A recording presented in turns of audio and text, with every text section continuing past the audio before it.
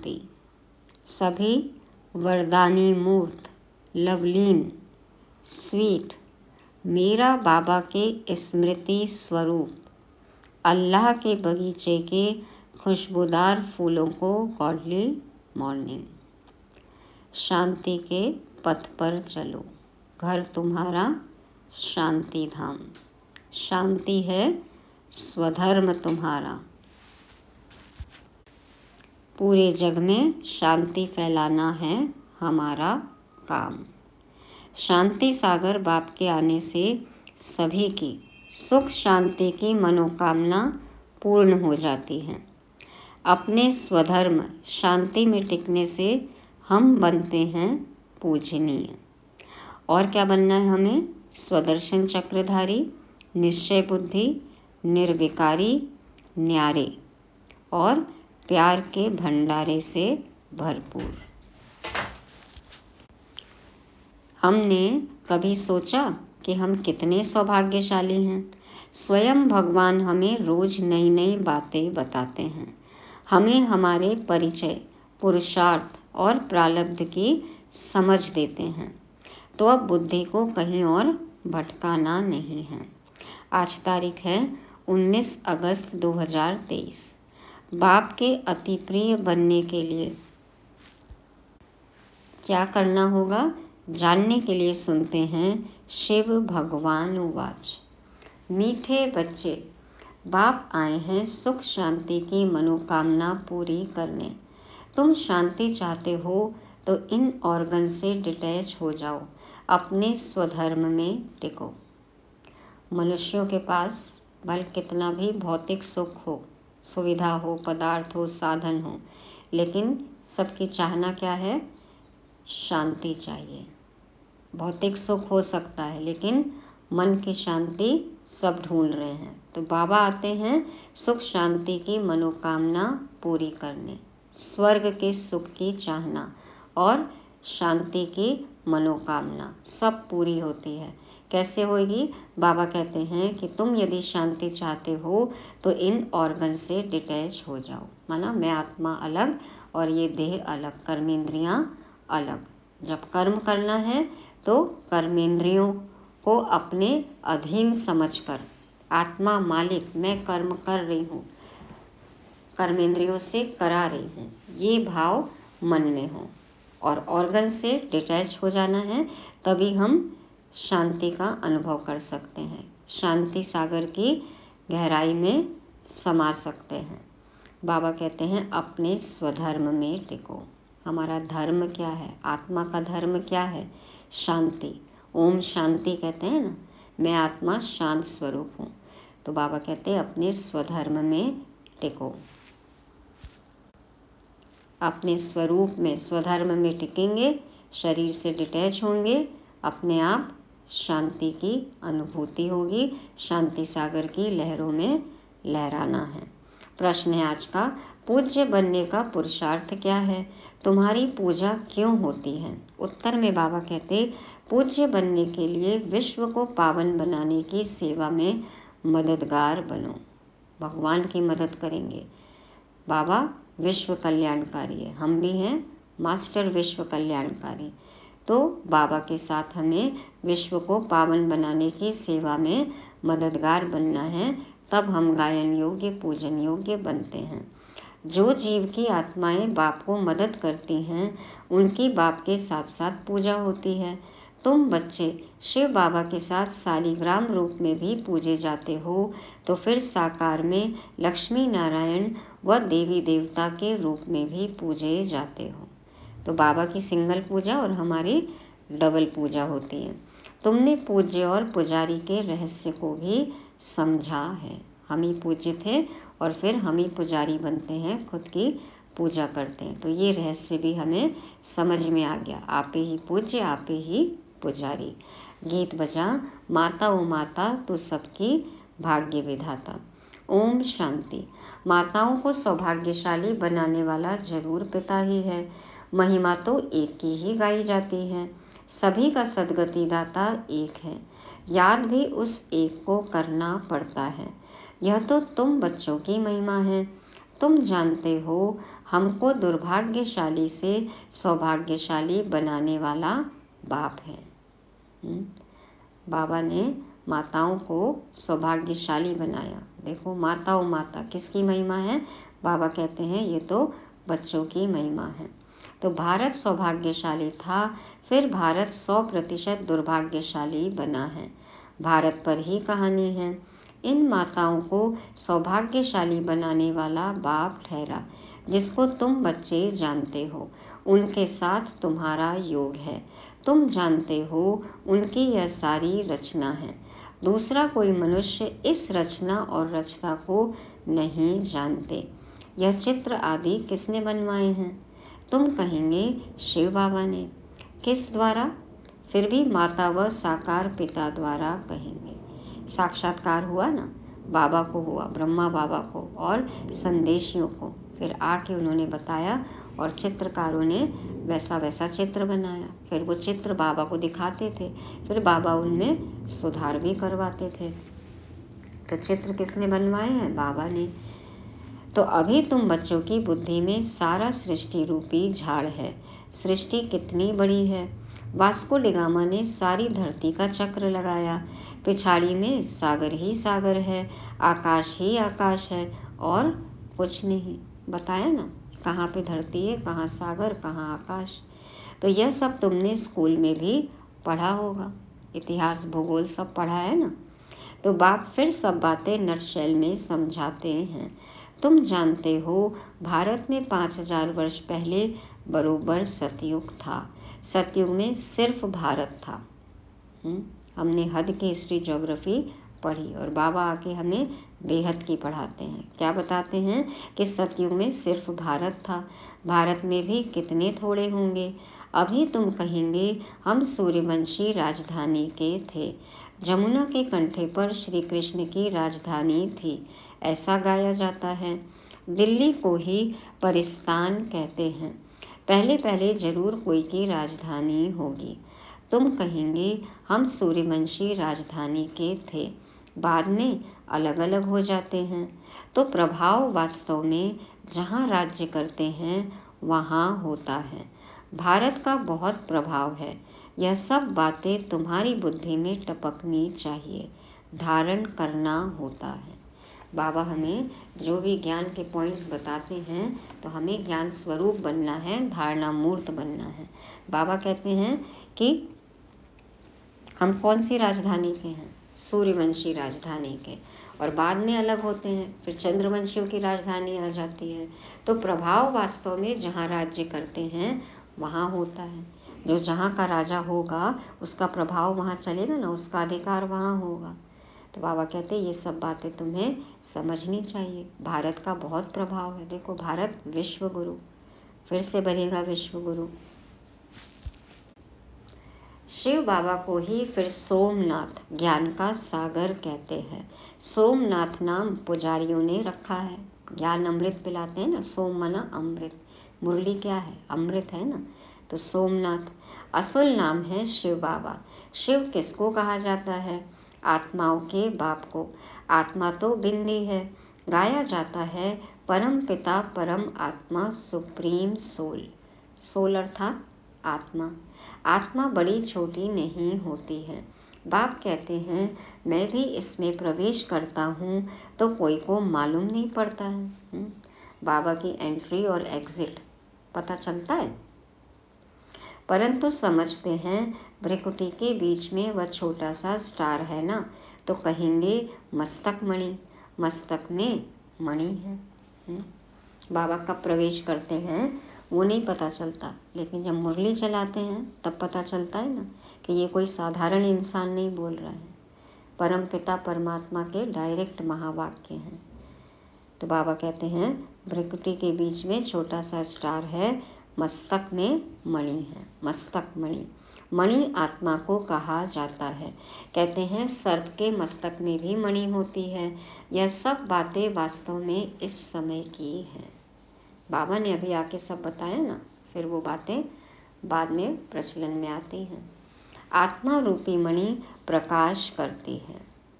मणि दिखाते हैं ना कितनी प्रकाशमान, कितनी किरणें निकलती हैं, चमकदार, तो आत्मा चमकदार, वह भ्रिकुटी के बीच में रहती है।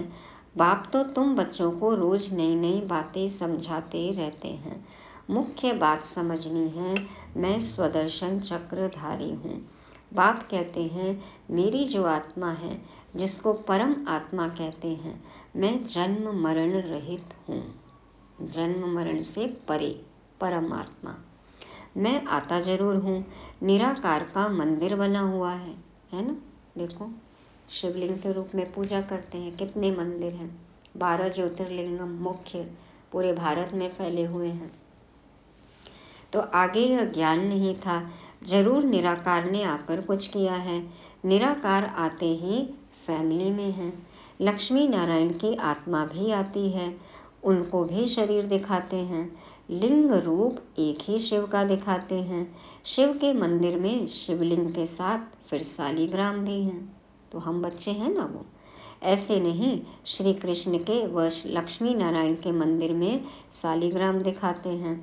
तो सिद्ध होता है एक बाप के यह सब बच्चे हैं। कोई देहधारी के मंदिर में सालीग्राम नहीं दिखाते हैं, जहाँ बड़ा शिवलिंग होगा वहीं छोटे छोटे सालीग्राम बनाते हैं। तो इसका मतलब एक बाप के हम सब बच्चे। आत्मा की भी पूजा होती है तो देवताओं की भी पूजा होती है। रुद्र यज्ञ कहते हैं। बाप ने यह यज्ञ रचा है जीव आत्माओं द्वारा। जैसे बाप की पूजा होती है, वैसे तुम्हारी आत्मा की भी पूजा जरूर होनी चाहिए। फिर साकार में जो लक्ष्मी नारायण बनते हैं, उनकी पूजा होती है, वही नाम चला आता है। यहाँ तुम आत्माएं सर्विस कर रही हो इस शरीर द्वारा, इसलिए तुम आत्माओं की पूजा होती है। अब जो सेवा करेंगे वही पूजनीय बनेंगे।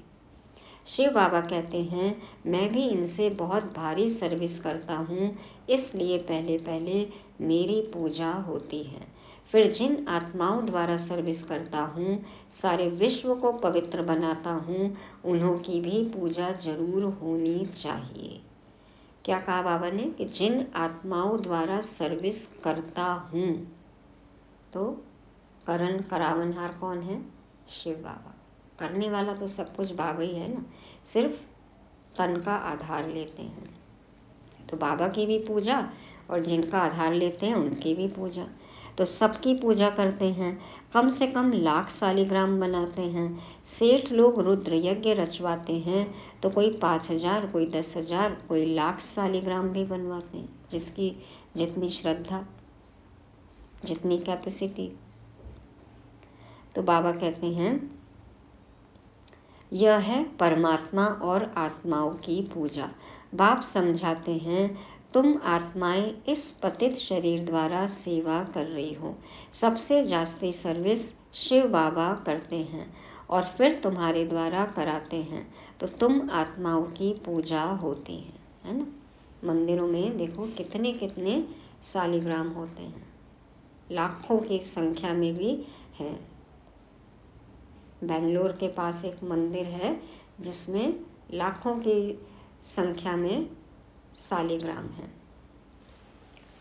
तो बाबा कहते हैं कि तुम आत्माएं इस पतित शरीर द्वारा सेवा कर रही हो। सबसे जास्ती सर्विस शिव बाबा करते हैं और फिर तुम्हारे द्वारा कराते हैं, तो तुम आत्माओं की पूजा होती है। बाप के साथ पहले पहले तुम्हारी महिमा आनी चाहिए। जानते कोई भी नहीं है, न रुद्र को न सालीग्रामों को जानते हैं जिन्होंने राज्य पाया। अभी तुम राज्य पा रहे हो। पूजा मुख्य की होती है, वह है लक्ष्मी नारायण, जिनकी डायनेस्टी गाई हुई है। उन्होंने यह भी राज्य कोई की मदद से लिया होगा ना। कैसे बने वो पूजनीय, कभी सोचा? तो तुम बच्चों की मदद से राजधानी स्थापन होती है। बड़ी मीठी बातें हैं। नटशेल में बाबा समझाते रहते हैं ताकि धारण भी कर सको। मुख्य धारणा की बात है, क्या है, क्या करना है? मुख्य बात क्या है? मुझ बाप को याद करो। बाबा कहते हैं मुख्य धारणा की बात है, मुझ बाप को याद करो। खुद को आत्मा समझ परमात्मा बाप को याद करना। तुम्हारी आत्मा में भी झाड़ और चक्र की नॉलेज है। नंबर 1 सबसे पूज्य शिव बाबा आत्माओं का बाप है, जो तुमको बैठ ऐसा लायक बनाते हैं। तुम आत्माओं की पूजा होती है। हम पूज्य और पुजारी कैसे बनते हैं सो अब समझते हो। भारतवासी ही पूज्य और पुजारी बनते हैं। अभी सब पुजारी हैं, फिर पूज्य होंगे। ऐसे ही बन जाएंगे पूज्य। सेवा करनी होगी। आज बाबा ने कहा ना कि जो सेवा करेंगे वही पूजनीय बनेंगे, जो मददगार बनेंगे वही पूज्य होंगे। वहाँ फिर कोई पुजारी भक्त नहीं होगा। उन्हों को भगवती भगवान जरूर भगवान ने ही बनाया होगा, है ना। भाग्यवान आत्माएं हैं वो। अब भगवान निराकार है या साकार? साकार में ऊंचते ऊंच लक्ष्मी नारायण है। उन्हों को ऐसा बनाने वाला है निराकार, इसलिए निराकार की पूजा होती है। निराकार ने बताया क्या पुरुषार्थ करना है और उन्होंने किया और अपने आप को बनाया संपूर्ण, संपन्न, 16 कला संपूर्ण, इसलिए पूजा होती है उनकी। और निराकार ने बनाया इसलिए निराकार की पूजा होती है। यह सब बातें तुम बच्चों को समझाई जाती हैं। अब कौन समझा रहा है? पहले तो ये निश्चय होना चाहिए। तो बाबा कहते हैं पहले पहले बाप में निश्चय रखना है। बरोबर हम आत्माओं का बाप वह है। कोई कहे हे भगवान, हे परमपिता, तो बोलो यह किसने याद किया और किसको? परमपिता बोल रहे हैं, मना बच्चों ने याद किया। भगवान बोल रहे हैं, परमात्मा बोल रहे हैं, मना आत्मा ने याद किया। तो बाबा कहते एकदम पकड़ना चाहिए। क्या पूछो? तुमको कितने बाप हैं? तुम किसको पुकारते हो? भगवान किसको कहते हो? कहेंगे गॉड फादर, तो जरूर 2 फादर हैं। आत्मा याद करती है गॉड फादर को। तुम्हारी आत्मा भी है और शरीर भी है। शरीर का तो लौकिक बाप है। आत्मा का बाप कौन है? जिसको कहते हैं परमपिता परमात्मा। यह किसने और किसको पुकारा? उस बेहद के बाप का परिचय देना है। उनसे ही वर्षा मिलता है। यह भी उनको याद करते हैं। सभी याद करते हैं ना, ब्रह्मा बाबा भी याद करते हैं, सब याद करते हैं। भिन्न भिन्न भाषाओं में भिन्न भिन्न नाम भी रख दिए हैं। कोई गॉड कहते हैं, कोई परमात्मा, कोई खुदा कहते हैं। सभी धर्म वाले याद जरूर एक को ही करते हैं। निराकार को सब याद करते हैं। वह है सभी आत्माओं का बाप। वर्षा बाप से ही मिलता है। तुम आत्मा उनको पुकारती हो। 2 बाप का परिचय देना है, हद का बाप और बेहद का बाप। भक्ति मार्ग में भक्त भगवान को याद करते हैं, तो भगवान कहते हैं मैं आता हूँ, आकर तुमको शांति सुख देता हूँ। कैसे माने कि भगवान आए हुए हैं? सुख शांति का अनुभव हो रहा है? अभी अनुभव हो रहा है? ऐसा अनुभव पहले कभी हुआ था? तो सोचना है कि भगवान आया है या नहीं आया है। तो बाबा कहते हैं कि मैं आता हूँ, आकर तुमको शांति सुख देता हूँ, फिर मुझे कभी याद करने की भी दरकार नहीं रहेगी। तो पूज्य पुजारी पावन पतित भारतवासी ही बनते हैं। बाकी बीच में और धर्म स्थापन होते हैं। फिर वृद्धि को पाते पाते पिछाड़ी में वह भी सब तमो प्रधान बन जाते हैं। पिछाड़ी में सारा झाड़ आ जाएगा, वहाँ खाली होगा, तब तो फिर वापस जाएंगे परम धाम से। जैसे ही अंतिम आत्मा आई और इधर से जाना चालू हो जाएगा। तो न कभी धरती खाली होती है, न परम धाम खाली होता है। तो अभी है पतित दुनिया, गाते हैं पतित पावन, तो जरूर पतित है ना। भारत पावन था, अभी पतित है। शिव बाबा आते जरूर हैं, परंतु कब आया, कैसे आया, वह भूल गए हैं। श्री कृष्ण नहीं कहते कि मैं शरीर धारण कर तुमको समझाता हूँ। यह तो निराकार बाप कहते हैं मैं इस द्वारा तुमको समझाता हूँ। तो वह अलग हो गया। श्री कृष्ण को तुम खुद ही गीता का भगवान मानते हो। यह तो कहते हैं मैं साधारण वानप्रस्थ वाले तन में प्रवेश करता हूँ। बाप कहते हैं मैं तुम्हारे जन्मों को जानता हूँ। शिव बाबा इसमें प्रवेश करते हैं। श्री कृष्ण को भगवान पतित पावन ज्ञान सागर कह नहीं सकते। भल गीता हाथ में उठाते हैं, फिर भी कहते हैं पतित पावन सब सीताओं का राम, राधे का कृष्ण नहीं कहते। तो पतित पावन सीताराम कहते हैं ना, तो पतित पावन कौन है? राम, सच्चा सच्चा राम, शिव बाबा। सब सीताएं मना आत्माओं का, राम कौन? परमात्मा। एक राम दशरथ का बेटा, एक राम घट में लेटा, एक राम का चहूर पसारा, एक राम दुनिया से न्यारा। तो जो दुनिया से न्यारा राम है वो है सबका पतित पावन। राधे का कृष्ण नहीं है पतित पावन। तो राम अर्थात परमपिता परमात्मा। त्रेता का राम कहें तो उनसे ऊंच तो लक्ष्मी नारायण हैं, फिर उनका नाम क्यों नहीं लेते? परंतु नहीं, है बात परमात्मा की। हेवनली गॉडफादर निराकार को ही कहेंगे, लिबरेटर गाइड बाप को ही कहते हैं। क्राइस्ट थोड़े ही सबको लिबरेट करेगा, किसी का भी नाम नहीं ले सकते हैं।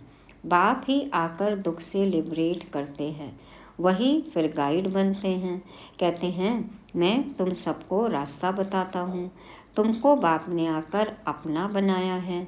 तुम्हारा यह है ईश्वरीय जन्म, तुमको शिव बाबा से शक्ति मिलती है। तुम्हारा है साइलेंस बल, उनका है साइंस बल। शांति की शक्ति सर्वोच्च शक्ति है ना। साइंटिस्ट को भी क्या चाहिए? शांति चाहिए। सब काम कर लेंगे, बिजी होंगे, उसके बाद काम ख़त्म कर लेंगे। क्या कहते हैं, बीच बीच में भी ब्रेक लेते हैं, कहते हैं ना थोड़ी देर के लिए शांति चाहिए, साइलेंस। वो भी साइलेंस में चले जाते हैं। तो बाबा कहते हैं तुम्हारा है साइलेंस बल, उनका है साइंस बल।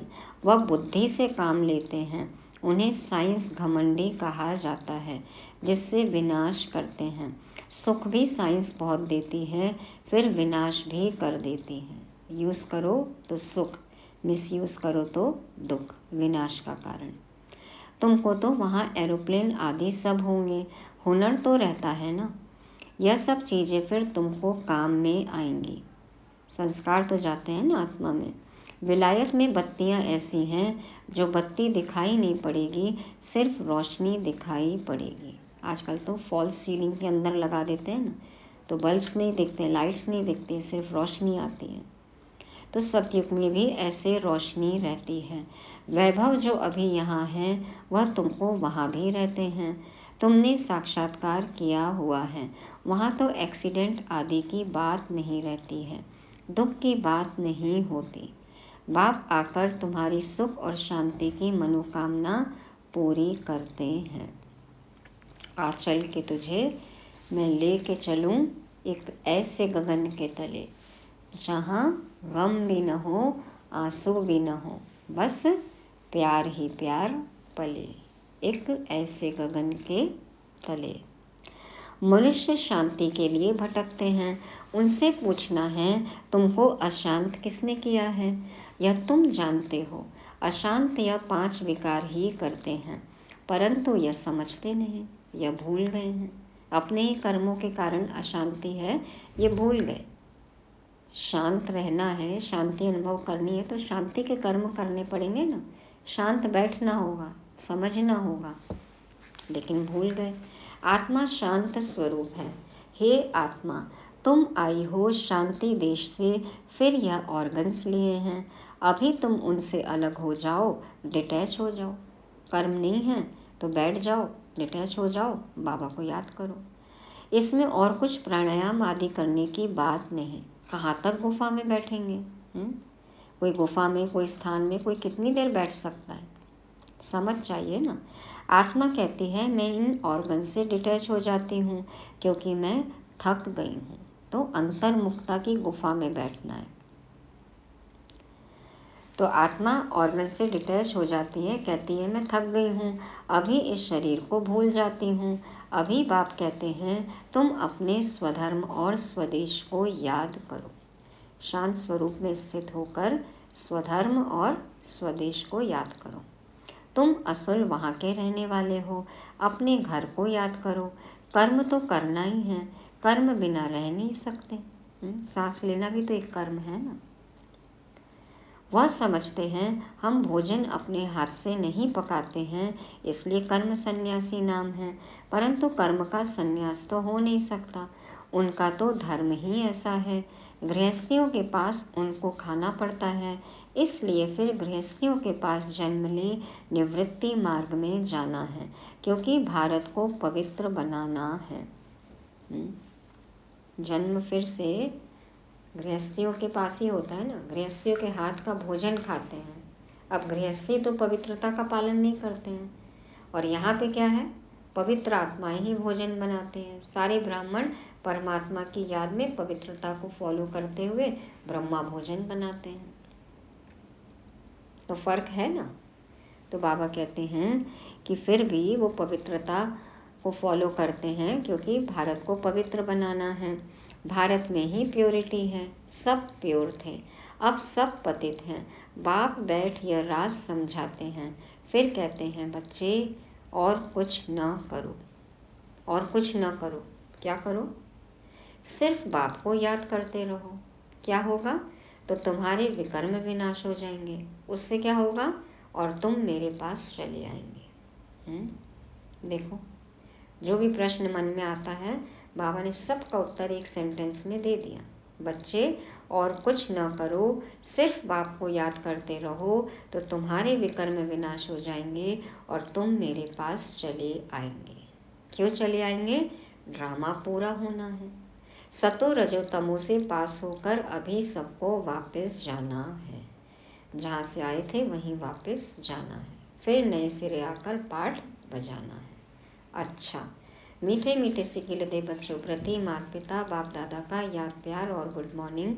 रूहानी बाप की रूहानी बच्चों को नमस्ते। हम रूहानी बच्चों की रूहानी बाप दादा को याद प्यार, गुड मॉर्निंग और नमस्ते।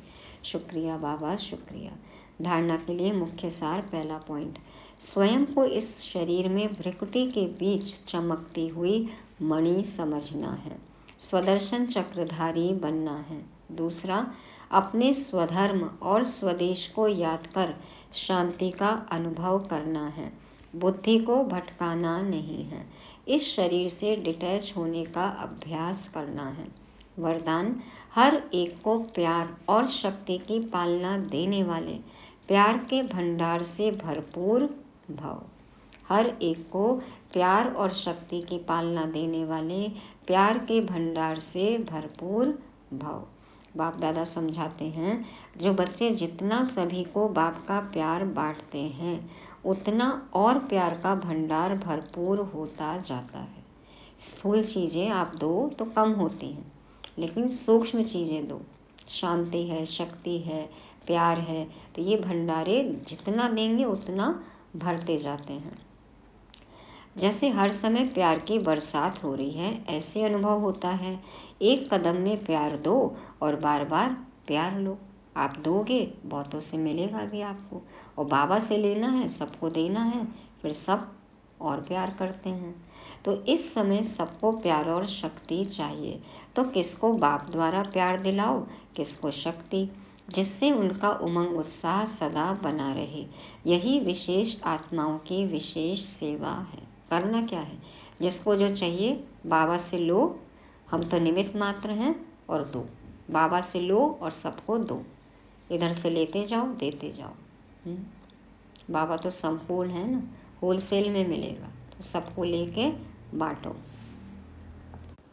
अकुट खजाना है, शांति का, शक्ति का, प्यार का, सबको देना है। स्लोगन है, जो मायावी चतुराई से परे रहते हैं वही बाप को अति प्रिय है। जो मायावी चतुराई से परे रहते हैं वही बाप को अति प्रिय है। मायावी चतुराई नहीं होनी चाहिए। हाँ, कलयुगी चतुराई, छल कपट, धोखा, स्वार्थ सिद्ध करना अपना, ये सब नहीं। बाबा को ऐसे बच्चे नहीं पसंद है। बाबा कहते हैं जिनसे दूर रहे वही मुझे अति प्रिय है। तो ये थी आज की मुरली, जिसको रिवाइज करने के लिए पॉइंट्स हैं। पहला, स्वधर्म में टिकना है। शांति है हमारा स्वधर्म, इसी में टिकना है। दूसरा, बाबा ने कहा कि जो पावन बनाने की सेवा में मददगार होते हैं वही पूजनीय बनते हैं। तीसरा, साइलेंस बल, तो ये शांति का बल हमें जमा करना है। और चौथा है, प्यार का भंडारा हमारा भरपूर हो। कैसे भरपूर होगा? बाबा से लेना है, सबको देना है। और पांचवा, मायावी चतुराई से परे। ये नहीं कि सोच कुछ रहे हैं, कह कुछ रहे हैं, कर कुछ रहे हैं, ऐसी माया, ऐसा छल कपट नहीं हो। मायावी चतुराई से जो दूर, वो बाबा को अति प्रिय है। वो बनते हैं बाप की आंखों का नूर। ओम शांति।